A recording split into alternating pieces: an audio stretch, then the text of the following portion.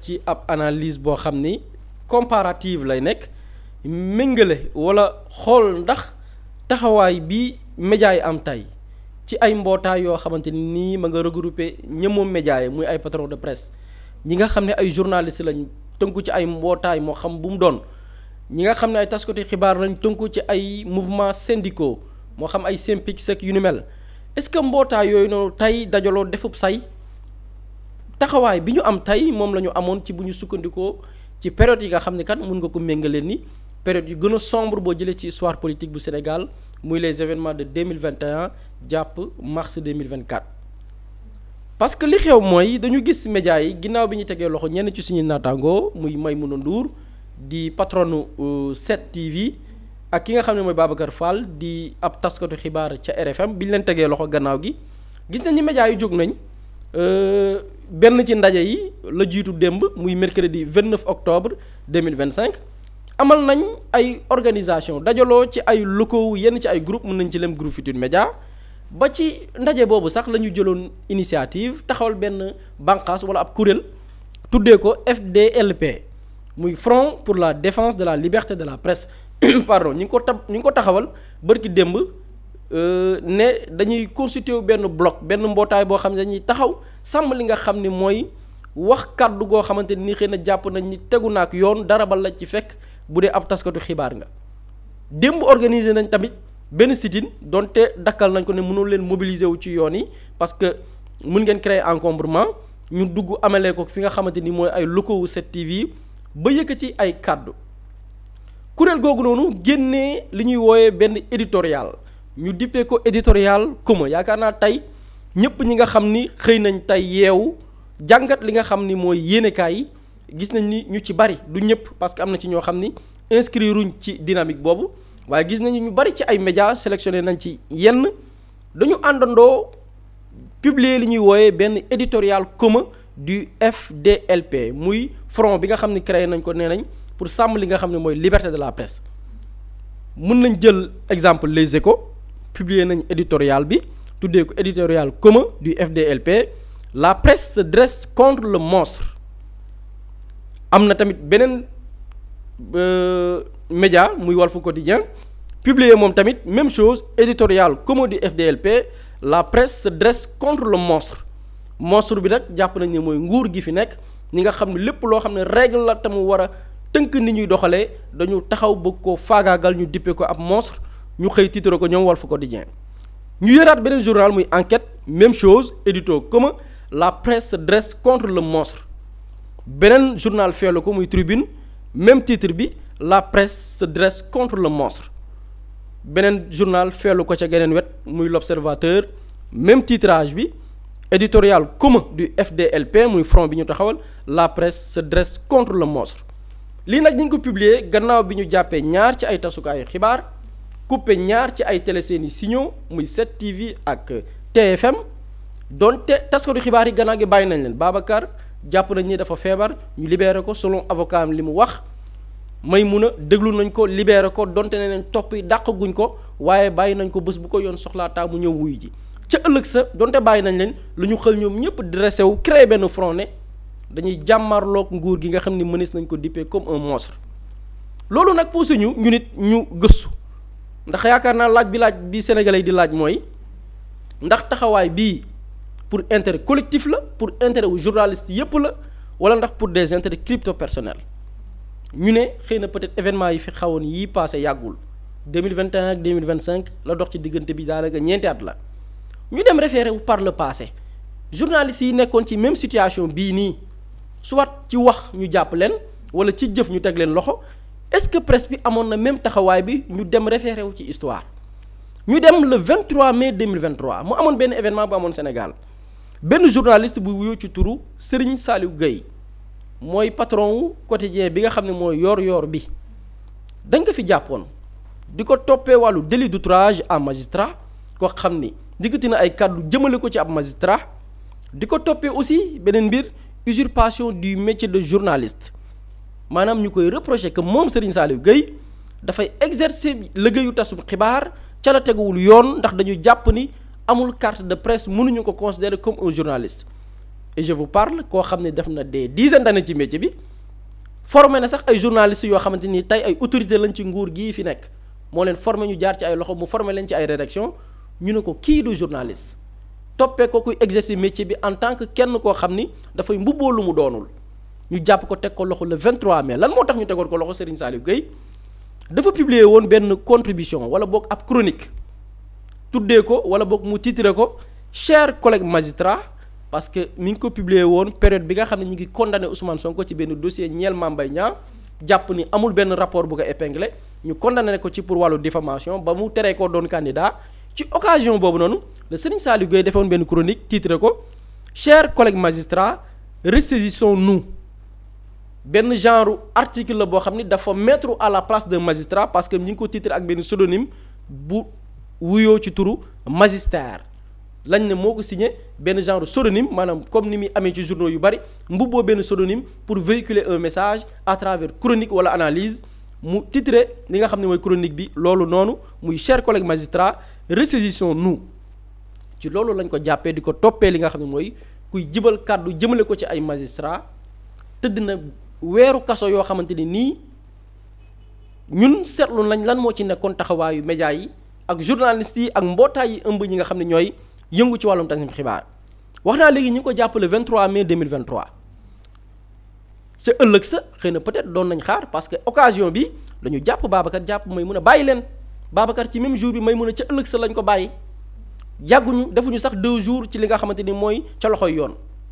waaye kii di Serigne Saliou Gueye moom bañ ko jàppee ñu xool ca ëllëg sa lan moo nekk réaction média yi sa ëllëg sa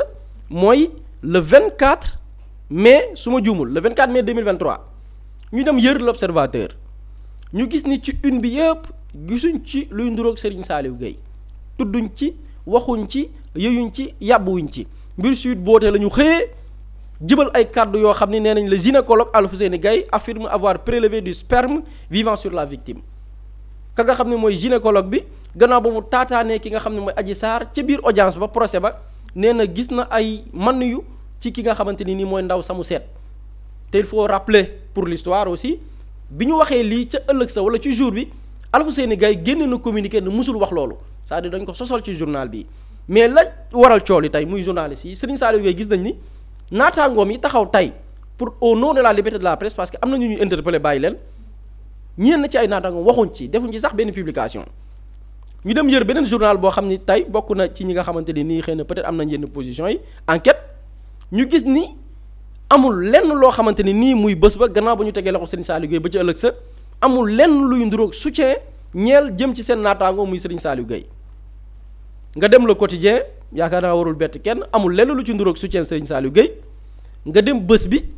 benn ci journal bi nga xamante ni mi ngi bokk ci groupe E-Média amul lenn loo xamante ni xibaar la jëmee ko ci soutien Serigne Saliou Gueye ci seen confrère nga dem Les Échos foofu itam amul lenn luy mandargaan ni am na soutien bu média yëkkati jëmale ko ci seeni naataangoo kon nga gis ni bu ñu jëlee jamonoy Macky Sall yenn ya daan dal ay groupe de presse wala daan dal ay journalistes gis nañ ni média yi dañ ci noppi woon ne ci pat mouvement yi ñu gis ak yenn éditos yi nga xam ne publier nañ ko tuddee ko éditorial commun gisuñ ko woon tukkee ci mbootaay yi nga xam ne dajaloo nañ def benn say parce que seen confrère la ñu jàpp te wax naa ni Serigne Saliou Gueye def na lu jege weer wala lu ko ëpp ca kaso ga gisuñu même taxawaay bi tukkee ci ay naataangoom ñu jëlaat beneen domaine comparé parce que tey on parle de ay télé yoo xam ne dañu couper seen signal ñu ne xeex bi dafay continuer parce que télé yooyu dañu war a wëy di tàkk foofu tamit ñu delluwaat yëraat xool ndax même situation amoon na ci jamonoy Macky Sall ak lan moo ci nekkoon taxawaayu média yi ñu gis ni le 1er juin 2023 ci fi newoon jëwriñ gi ñu dénk wàllu communication muy ministre de la communication des télécommunications et de l'économie numérique parce que boobu ministère bi noonu la tuddoon di Moussa Bocar Thiam ca bés boobu muy 1er juin dafa génnee benn bataaxal ne dafay dakkal signalu ki nga xam ne nii wala média wala télé bi nga xam ni mooy Walf pourquoi raison bi mu joxe parce que Walf dafa wane image yu ay ndaw yoo xam ne da leen jël constituer leen comme ay bouclier humain mooy vidéo yi ñu doon gis ay xale ay takk der teg leen seen kanam pour ñañu jàmmaar lool bu ñuy dee ni dañuy sànni ay xeer mu dal ci xale yooyu noonu ñu ne Walf li mu diffuser loolu maanaam joxe xibaar gi xew ci réew mi moo tax ñu aj télé bi daan ko dootul diffuser ba le 1er juillet maanaam weer ñu ne Walf dootul diffuser ci Sénégal c'est-à-dire que même situation bi ñuy wax tey amoon na jamonoy Macky Sall ñu ne nañu xoolaat lan moo nekkoon taxawaayu média yi ñu dem Yër ñu dem Tribune bi bokk ci ñi publier tey édito commun bi ñu ne dañuy faire face ci nga xam ne mooy monstre bi Tribune waxu ci yooyu ci yàbbi ci lenn daal la ñu wax titré nañ un verdict 9 morts et des actes de vandalisme ñoom ña doon manifester au nom même de la liberté de la presse au nom même à la liberté wax sa xalaat liberté d'expression de manière générale yooyu ñu ci yàbb ci ñoom ñoo doon xeex loolu la ñuy traité ñi nga xam ne doon def ay actes de vandalisme ñu demaat ci beneen journal muy l'Observateur ñoom it gis nañ ni waxuñ ci seen confrère wala seen i consoeurs yoo xam ne barab ba ñu liggéey muy une télévision muy Walf TV waxuñ ci yooyu ñu ci yàbb ci ñu demaat ci beneen journal muy l'Enquête ñu gis ñoom itam waxuñ ci li ñuy wax daal mooy du feu des pillages et des morts ñu dem Les Échos nga gis ni itam dañu ignorer cette information bi nga xam ni moo ñeel la ñu coupé wala aj Walf TV lu toll weer ne dootu leen diffuser ci Sénégal ñu demaat ci beneen journal muy Le Quotidien yaakaar naa du bett kenn muy bu ma jàmbal waxuñ ci yooyu ñu ci yàbb ci waaye ñoom dañoo def pire ndax ci jour boobu noonu ñoom dañu publier benn article boo xamante ne nii ci biir journal bi ñi ngi ko titré montrez-vous capable de nous diriger parce que mi ngi tombé woon ak le verdict avec le dossier Adji Sarr Ousmane Sonko ca njëlbeen ba ñu ne dañ ko doon toppee wàllum viol ñu dem ca wàllum yoon juge ba ne gisul dara luy nduroog viol maanaam teesu viol lañ ko jël tegee ko nële di ko toppee leneen corruption de la jeunesse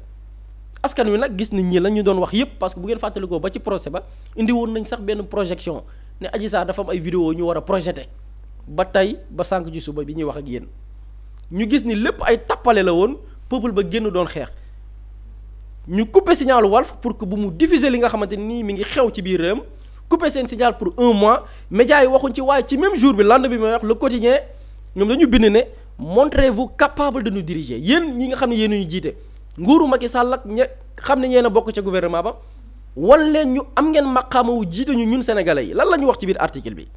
ki ko publié aussi c'est bien ñu préciser ko mi ngi wuyoo ci turu Serigne Saliou Diagne mooy doomu Madiambal Diagne moo ko publié qu'est-ce qu'il a dit mu ne le verdict rendu dans l'affaire Sweet Beauté condamnant Ousmane Sonko et Ndeye Khady Ndiaye à des peines de 2 ans d'emprisonnement li nga xam ne mooy ndogal gi tukkee ci dossier bi nga xam ne mooy Sweet Beauté te mu daan kii di Ousmane Sonko ak Ndeye Khady Ndiaye ci ay peines yoo xam ne mi ngi toll ci ñaari at pour wàllu délit de corruption de la jeunesse ak incitation à la débauche jéem a ger ki nga xamante ni xëy na lu ñu mën a dippee ab ndaw bu ñu ko tekkee littéralement ak koo xamante ni xëy na dafay xittal ci ñaawteef ñu ne dafa jur li nga xam ni mooy ay violence ay ñaawteef waaye tamit des saccages et des casses dans certaines zones de Dakar et de l'intérieur du pays loolee ñu gis ni jur na ay jéeya ay wàllum yàq ak li nga xam ne ay ñaxtu la ci réew mi mu ne l'image des incidents qui ont suivi ce verdict pour un individu qui a pu embraser par ses errements sexuels tout un pays en mars 2021 pour vouloir répéter le même coup en juin 2023 est celle d'un État qui semble démissionner dans ses prérogatives régaliennes mu ne bu ñu gisee image nataal yi wane ay nit yoo xamante ni dañu jóg ngir tollanti loo xamante ni defoon nañ ko mars 2021 ngir koo xamante ni nii dafa topp nafsu bakkanam ngir satisfaire li nga xamante ni mooy ñeel na wàllum sëy mu ne ñu bëgg koo perpétuer waat ci jamono ji tembe muy juin 2023 la muy manifester mooy état boo xamante ni jëlul ay matukaayam moom mooy wax Serigne Saliou Diagne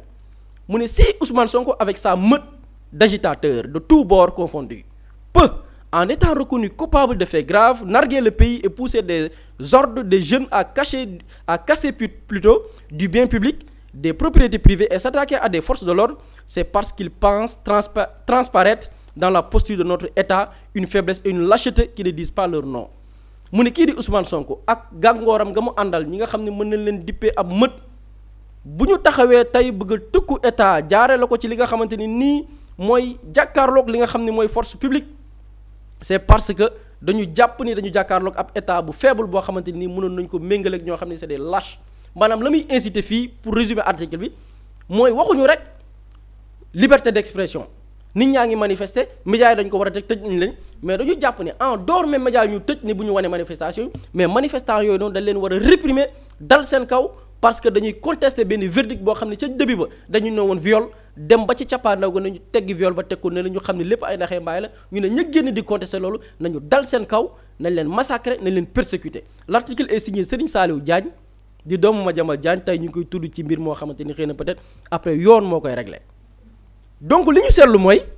dañu gis des médias yoo xamante ni tey ñi taxaw tey constitué wu benn bouclier ne ñooy wax au nom de la liberté de la presse ñëpp ñu ci bari génnandoo tey publier ne dañoo publier ay édito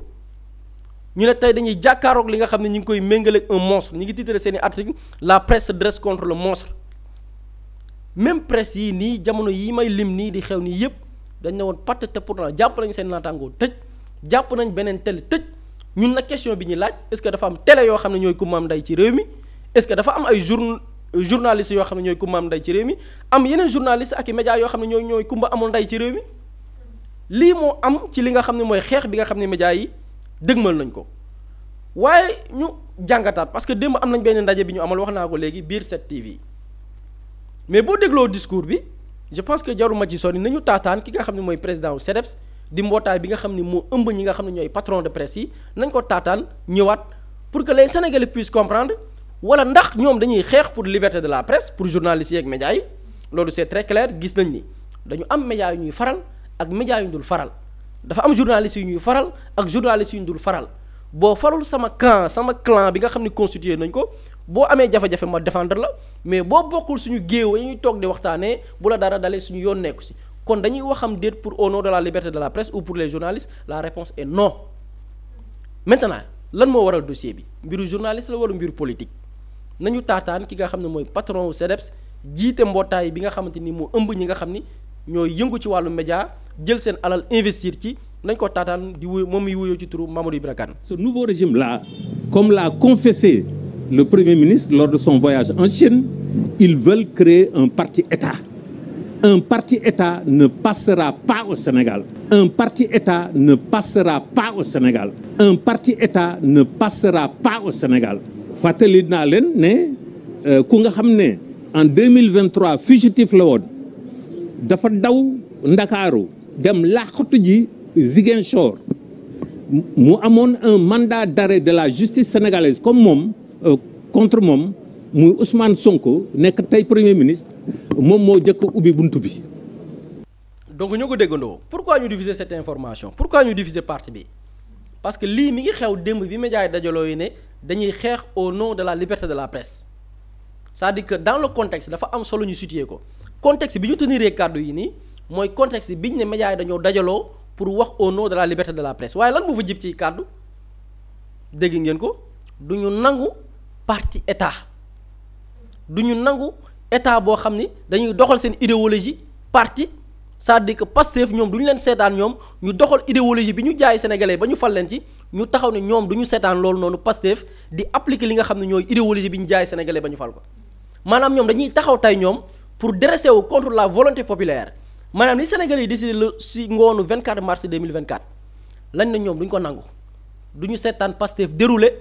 leur plan bi nga xamante ni moom la ñu dig sénégalais yi 54% ne nii lañ bëgg doxal leen ko ñu ne ñoom dañu nangu état parti lii qu'est-ce que ça a à voir avec liberté de la presse lii lan la joteel xeexu média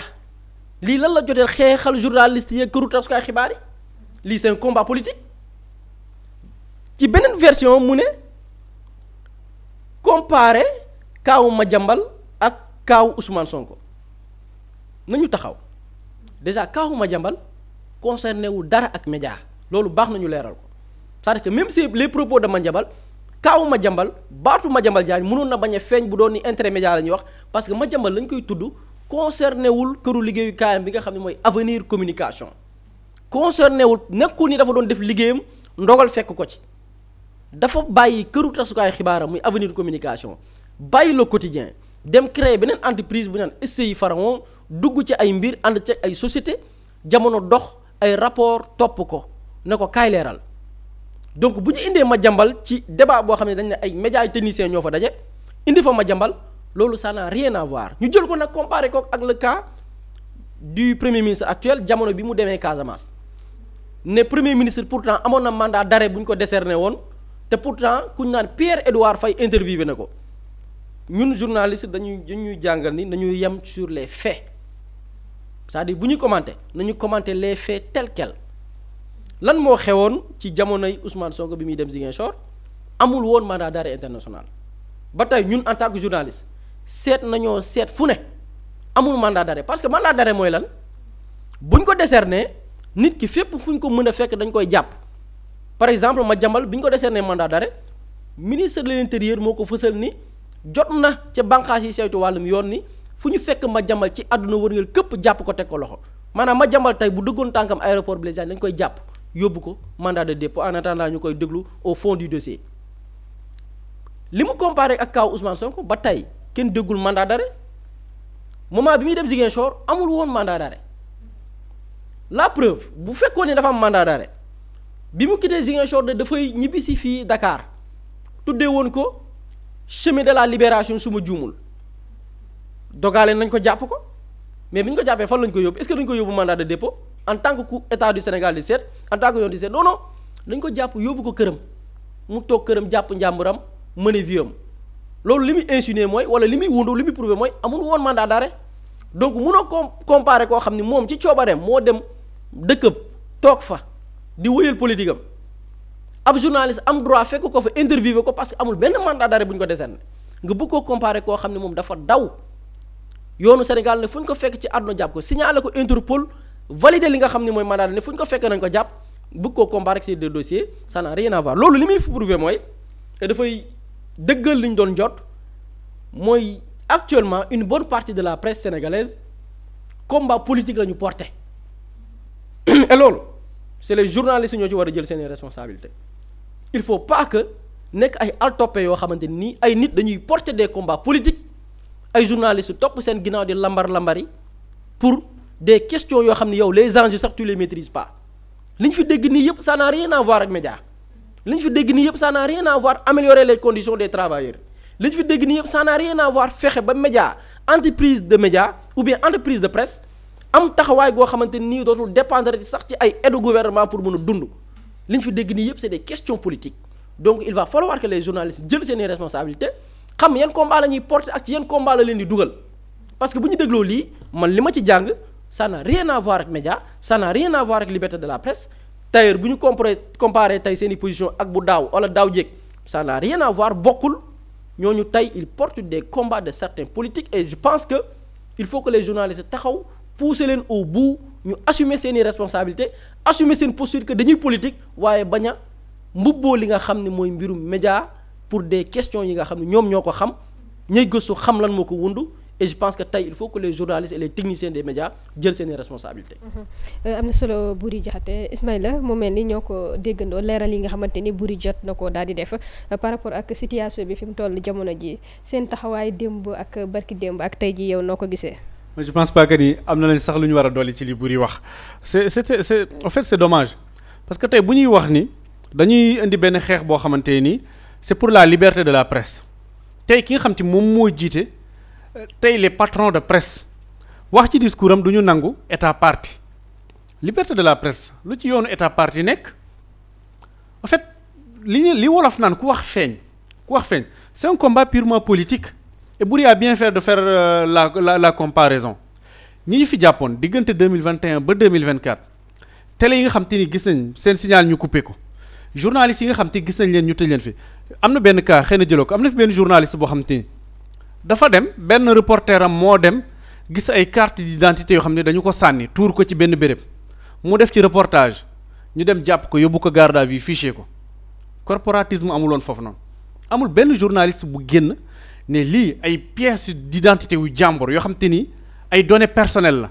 ñu dajale ba mu bëri dem sànni ko ci benn béréb journaliste dem wane lu mel noonu nga jàpp ko tëj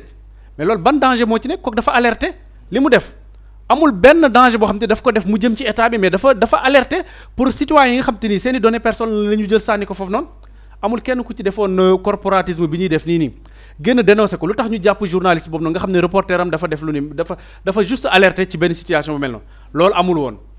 beaucoup d'autres journalistes Walf c'est dommage quand je vois Walf Quotidien mu publier édito bii nii c'est très dommage parce que tout simplement li nga fi lim nii yëpp Walfadjri si biir ko patron de presse dajaloowuñu woon ne dañuy xeexal Walfadjri dajaloowuñu woon quand on voit aujourd'hui Walf mu publier le édito bii nii daf lay jaaxal c'est-à-dire que y a des combats yoo xam te gars yi ci la ñuy langaamu gis nga lii di lu jëm ci wàllum liberté de la presse en fait mooy li fës mais le vrai combat c'est pas la liberté de la presse le vrai combat c'est un combat politique boo xam te ni dañ koy def contre un pouvoir bu fi nekk dañ koy taxaw di wax ñaata ci ñoom nga dégg ñu ne ragaluñu Ousmane Sonko ragaluñu gouvernement bi mais xeex pour la liberté de la presse lan la ci yoonu ragaluma di wuti si vous avez des principes si vous avez des choses à défendre mais nañu ko défendre teg ko ci kaw table bi bu fekkee ne dañu gis ni dafa am ay journalistes yoo xam te ni dañu salfaani seen àq ak seen yelleef nañ ko teg sur la table on en discute mu jàll mais non combat bi c'est un combat politique loolu mooy la réalité tey ñi waral combat bi tey ñu ci bëri ci patron de presse yi Madiambal Diagne wax nañ ko fi dugg na fi ci benn liste ci élection législative ñenn ci patron de presse yi ngay gis noonu déclaré woon nañ fi sax seen candidature à l'élection présidentielle avant ñu koy retirer ñenn ci ñoomaat ba léegi ni ñoo xam te ni dañu jóg ne dañu suspendre seeni journaux presse bi ñu doon liggéey dañ ko arrêté envoyé au chômage des dizaines de journalistes waxuñu ci loolu ñoom ñooy xëyaat taxawaat fii ne ñoom dañuy xeexal cette corporation mais c'est pas logique ces mêmes journalistes là ces mêmes patrons de presse là parce que ci am na ci ñoo xam te double casquette bi la ñu am reporter ak patron de presse ñoom ñoo censuré woon li nga waxoon ni le peuple sénégalais bi ñuy xeex ñoom ñoo censuré woon ce peuple là mais bu ñu wax liberté de la presse mais dañu wax aussi devoir bi ñu am en tant que journaliste di informer le public parce que dafa am loo xam ne état daf ñu ko garantiral en tant que presse mais loolu bu ñu ko état garantiral c'est parce que ñun dafa am benn rôle boo xam te ni service public boo xam te dañ ko war a assurer mais public bi bu ñu soxlaa nekk ci yenn situation dañ leen a war a informer dañu war a wone li ñuy dund alors que patron de presse ñoom ñoo choisiroon délibérément censurer li xam te moom la citoyens yi doon dund manifestation am ay nit di dee nga yor sa journal nga teg benn émission musicale nga teg ko au même moment boo xam te ni nii tey am na ay jeunes yuy dee ñu leen dóor bal ñuy daanu ci suuf Dakar di tàkk la presse internationale di titré Dakar à feu et à sang la presse sénégalaise mel ni xewul Sénégal loolu noonu mais ci au nom de quoi tey fii affaire bu ndaw bu amee tey boo xam te ni jàpp nañu état bi dafa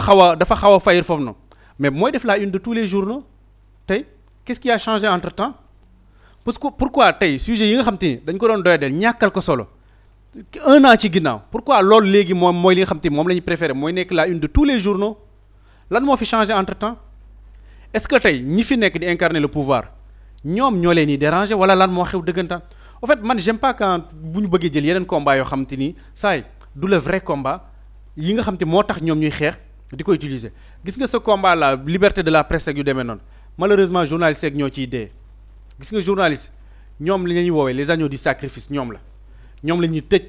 ñoom la ñuy yóbbu garde à vue ñoom ñooy ñàkk seen liggéey lépp ñoom la et malheureusement li nekkaat ci ginnaaw mooy ñoom aussi amuñu kii toog kaasal seen bopp ñaxtul seen bopp ne leen mais presse bi ngeen di xeexal presse bi ngeen di kii mais ñun ñi tax presse bi exister parce que patron de presse yu ci bëri du ñu ay journalistes seen maison de presse bu exister c'est parce que am na ay journalistes yu fay liggéey mais journalistes yu fay liggéey ñoom dans ce combat là ñoom lan moo ci nekk seen place mais tous et de la presse bi ñu jotagul nii bu tax ñu bëri di xeex nii di xataraayu bu ñu ko jotee journalistes yu bëri duñ ko yëg am na ci ñoo xam te ni dañu yoreel des arriérés de salaire seeni employés jot nañ fa 30 millions xawma ci benn fonds seeni journalistes yëguñu ko am na ci ñoo xam ne bi ñu ko yëgee yàggut te ñu ngi leen yoreel xaalis ba léegi am na ci ñoo xam ne bi ñu jotee des millions ci aide à la presse bi alors que yoreeloon nañ seeni employés des arriérés de salaire dañu ne dañu ko jël dugalaat ko feneen mais ces journalistes yi ñoom itamit dañu toog di seetaan mais c'est pas normal il faut que ñoom itamit ñu génn wax carrément que ñoom ils ont leur mot à dire dans ce combat et ce combat c'est pas un combat politique mais c'est un combat boo xam ne dafa war a concerner la presse sénégalaise et le mal bi nga xam te moom la presse sénégalaise di dund kenn tegu leen ko ñu dul les patrons de presse ñoom ñoo ko teg tey bu ñëwee ba secteur bi di dee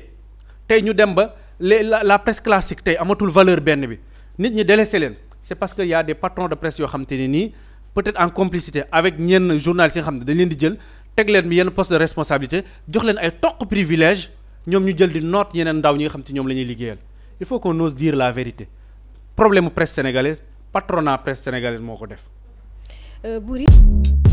Mously Immo Sénégal moo leen di indil saafara ci jafe-jafe bu ngeen am ci wàllum immobilier yow mi bëgg a jënd kër yow mi bëgg a tabax wala nga jaay sa terrain jokkool ak waa Mously Immo ku am sa kër bëgg ku la ko terrassel wala nga am sa tool bëgg ku la ko lotisel defal la ko ay terrain Mouslay Immo Sénégal daf leen koy jàppandal gunge leen ci anam gu mucc ayib ku am sa kër itam te nekkuloo ci biir réew mi bëgg ku la ko toppatool gérer la ko Mouslay Immo moo ci gën a gaaw gën ci wóor ku bëgg réfectionner tabax wala nga defar plan architecte mën nga jokkoo itam ak waa Mouslay Immo Sénégal mën ngeen leen a woo ci 77 887 25 13 77 887 25 13 Mouslay Immo indi saafara ngir jëndum kër tabax jaayum terrain terrasse yi ay tool wala lotissé ko defal leen ko ay terrain loolee lépp Mouslay Immo moo ci gën a gaaw man ngeen itam abonné ci seen chaîne YouTube Mouslay Immo Sénégal ngir am yeneeni xabaar yu gën a dëggu wala itam wàllum conseil ci wàllum immobilier fii ci biir réewum Sénégal